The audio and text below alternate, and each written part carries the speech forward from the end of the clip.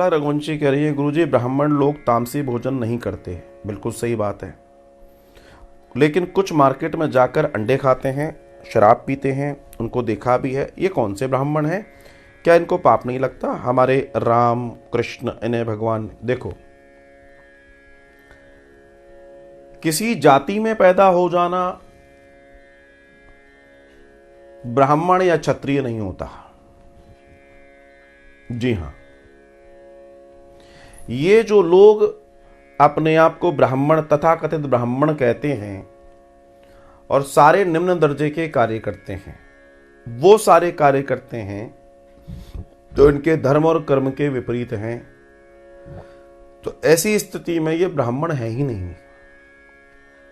ये ब्राह्मण नहीं है, ये महापापी लोग हैं, महापापी लोग। ये निम्न से निम्न दर्जे के लोग हैं। अंतर इतना है कि ये अपनी जाति के टाइटल को कैश करा रहे हैं, बाकी इनमें जाति के नाम का कुछ भी नहीं है, ये फुस्स हैं और ये महापापी लोग हैं। ये वो लोग हैं जिन्होंने अपने जीवन में कुछ ऐसा कार्य किया था जिससे इन्हें ऐसे अच्छे परिवारों में पैदा होने का सौभाग्य मिला, लेकिन पूर्व जन्म में कुछ ऐसे कर्म भी इनके रहे हैं जिसके कारण ये अपने आप को इतनी सुंदर योनि में होने के बावजूद भी सुंदर नहीं रख पाए। और यही कलयुग का दर्शन है, इसी को कलयुग कहते हैं। हजारों लाखों योनियों के बाद ब्राह्मण का जन्म है।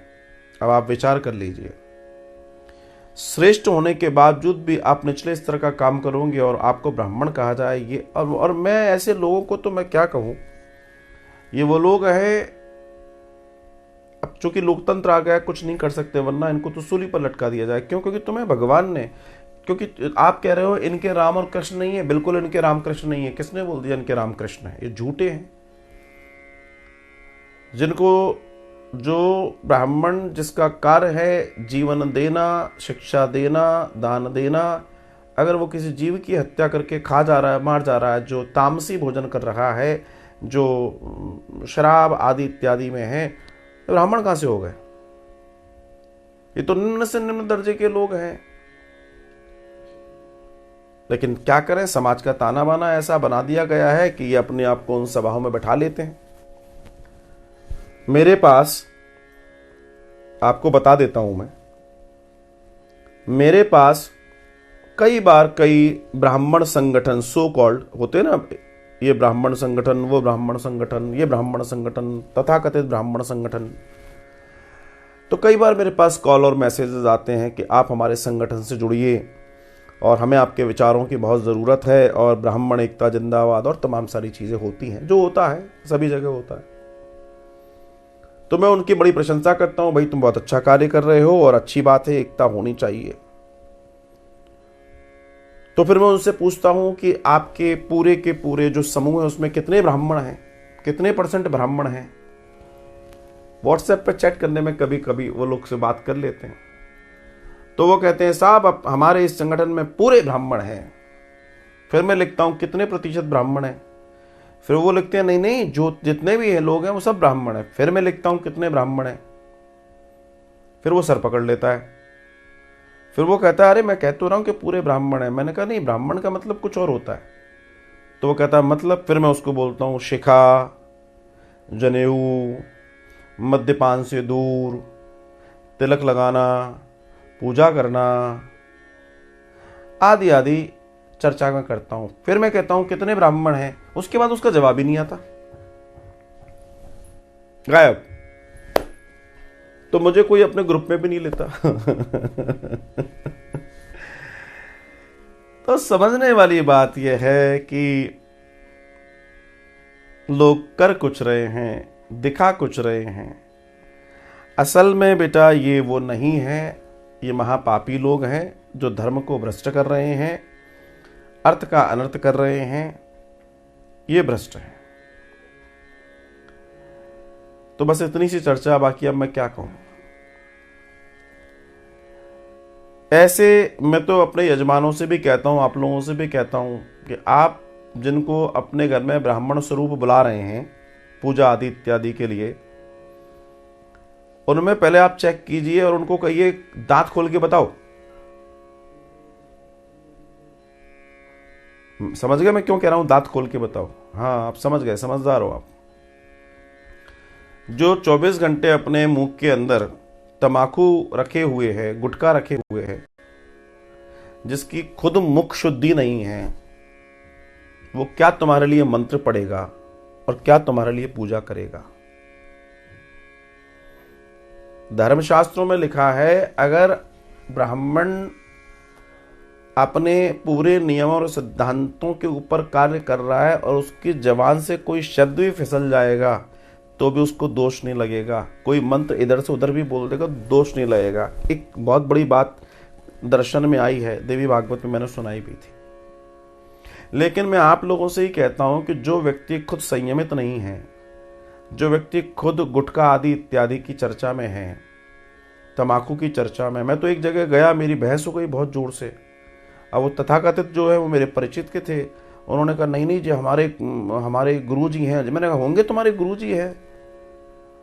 तो वो गुरुजी अपने आप को गुरुजी समझ रहे थे, तो मैंने उनके एक आदमी को भगाया वहां से। मैंने कहा भाग यहाँ से, वो तंबाकू वाकू उसके मुंह में थी। तो तथाकथित गुरुजी ने क्रोध किया और कहा अरे भाई किसने ऐसा बोला? मैंने कहा जी मैंने ऐसा बोला। तो उन्होंने मुझे एक श्लोक सुनाया, ताम्बूलम और आदि आदि इत्यादि करके, मुझे याद नहीं है। मैंने कहा हाँ। अब मैंने कहा आप मुझे बताइए, आपने सुना दिया श्लोक, इतने सारे लोग बैठे हैं, मैं भी थोड़ा बहुत पढ़ा लिखा हूं। यहां तांबुल से मतलब पान का पत्ता है, तमाकू नहीं है साहब। ब्राह्मणम प्रिय, समझ रहे हो? देवताओं को प्रिय, देवताओं को भी तांबुल लगता है, लेकिन पान का पत्ता लगता है, उसके अंदर वो तमाकू नहीं डलती। कौन कौन से नंबर की होती है वो? सारे नंबरी लोग। समझ रहे हो मेरी बात को? तो जो ब्राह्मण इस तरीके के आचरण में हैं, असल में वो पूजा कराने के योग्य भी नहीं है। उनको घर में मत घुसेड़ो, और नहीं मिले कोई तो खुद कर लो, मगर ऐसों से पूजा करा के तुम्हारा और नुकसान होगा, फायदा थोड़ी होगा। ऐसों से पूजा करा के तो तुम्हारा उल्टा नुकसान है, फायदा थोड़ी है। जो खुद मुंह में 24 घंटे, मैं बस मर्यादा में हूं वरना क्या कहूं, जिनका मुंह भरा रहता है, जो जानवरों की तरह इधर उधर थूक रहे हैं, क्या ये ब्राह्मण है? क्या ये पंडित है? पंडित का मतलब समझते हैं? पांडित्य जिसमें हो, श्रेष्ठता योग्यता जिसमें हो, वो पंडित है। जो ऐसे आचरण कर रहे हैं, जिनके आचरण को देखकर हमारे घर के छोटे छोटे बच्चे कहें कि ये कौन से पंडित जी, आप तो आचार्य जी और इनका पैर छू रहे, ये क्या पैर छूने लायक है? ये क्या प्रणाम करने लायक है? आप मुझे बताइए, ये क्या तुम्हारे को ज्ञान देंगे? जिनको अपनी इस जीवा की इंद्रिय पर खुद पे कंट्रोल नहीं है, ये तुम्हें क्या ज्ञान देंगे? ये तुम्हारा क्या भला कर देंगे? मुझे बताइए ना। आप सब लोग बुद्धिजीवी हैं, सब लोग जानकार हैं। जो खुद हथेली पर तमाकू, सिगरेट, बीड़ी आदि पी रहे हैं, क्या ये ब्राह्मण है? क्या धोती कुर्ता पहनने से, चंदन लगाने से, चोटी लगाने से, या फिर किसी ब्राह्मण कुल में पैदा हो जाने से क्या ये डिग्री मिल जाती है कि आप कुछ भी करो तो आप ब्राह्मण रहोगे? किसने बोल दिया? आप पांडित्य कर्म करोगे, किसने बोल दिया? और करो तो जिसको ज्ञान नहीं है वो करवाएगा। इनकी दुकानें ऐसी तो चल रही हैं कि आज की तारीख में प्रॉब्लम ये है कि आधे से ज़्यादा यजमानों को कुछ मालूम ही नहीं है, तो वो जो आते हैं, वो जो कराते हैं, डर के आप करा लेते हो। डर किस बात का? डराओ। अगर ऐसे कोई पंडित जी घर में आ जाओ, उनको सीधे बाहर निकालो, निकलो यहाँ से बाहर, जोर से चिल्लाओ। वो कहें क्या हो गया? बोला अपना मुंह देखो क्या हो गया। तुम क्या पूजा कराओगे? जिसको अपने ऊपर संयम नहीं है, जो खुद मद्यपान कर रहा है, वो क्या तुम्हारी पूजा सिद्ध करेगा और क्या तुम्हारे यहां पूजा करेगा? मुझे बताइए। तो ऐसे लोग क्या समाज को कुछ देंगे? इससे अच्छा तो पूजा आप अच्छे अपने घर में कर लोगे। अगर कोई आपातकाल में आपको लगता है कि आपको योग्य व्यक्ति नहीं मिल रहा तो आप कर लो भैया, पर ऐसों से पूजा करा के आप अपने घर को काय को आप विचार करो। मैं आपसे एक छोटी सी बात करता हूं कि आपके यहाँ भी बच्चे होंगे, छोटे बच्चे होंगे, और कोई ब्राह्मण, तथाकथित ब्राह्मण कहलाने वाला इस तरह के आचरण का हो, जिसके मुंह में गुटखा भरा हो, और वो आपकी पूजा करवा रहा है, आपके बच्चे क्या कहेंगे आपसे? किसको बुला लिया आपने इस नालायक आदमी को? आप बताइए। जिसकी मुख शुद्धि नहीं है वो तुम्हारी पूजा करा देगा और तुम पूजा करवा लोगे? विचार कर लो थोड़ा 5 मिनट, तब तक मैं एक सिप ले लेता हूं।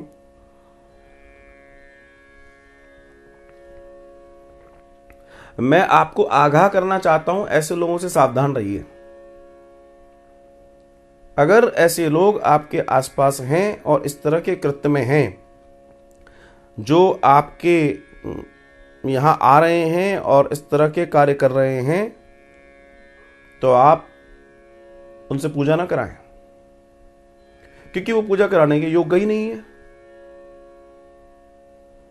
ऐसे लोगों को राम राम कर दीजिए, वो ज्यादा ठीक है। लेकिन अपने कार्य को अपने तरीके से, सुंदरता से करें।